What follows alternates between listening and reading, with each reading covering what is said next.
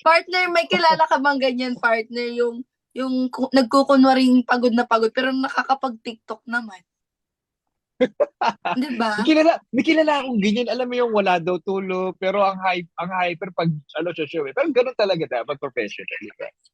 Siyempre. Pero di ba may mga kaibigan tayong ganyan, yung nagkukunwari lang, pero nakakapag-TikTok naman.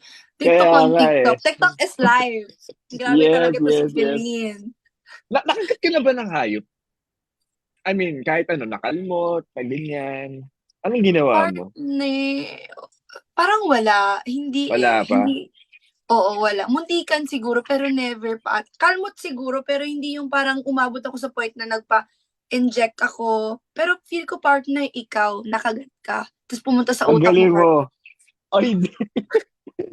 Grabe ka. Hindi, ako dati nakagat ako, pero bata pa ako nun. Hindi ko. Sabi Pero ko na buti, eh. pero buti na lang, itong nakagat ako ng aso. Itong kwento kasi na, naglalakad lang ako, naglalaro ako, syempre bata, makulit. Nakatapak ako ng aso, hindi kinagat ako. Pero buti na lang yung asong natapakan ko, nabakunahan naman siya. Kaya kapag kayo mga nakagat dyan, ako hindi ko alam kung anong gagawin ko eh. Buti na lang din yung mama ko na yan. So, buti na lang daw bakunado yung aso. Kaya pag kayo yung nakagat ng aso, dapat mo pumunta na kayo kagad sa pinakamalapit na Yes. clinic. Yes, di ba? Oo, Para para for hindi kayo safety. maging kagaya ni Kim na magmamanifest pag laki na. Di ba? Joke lang.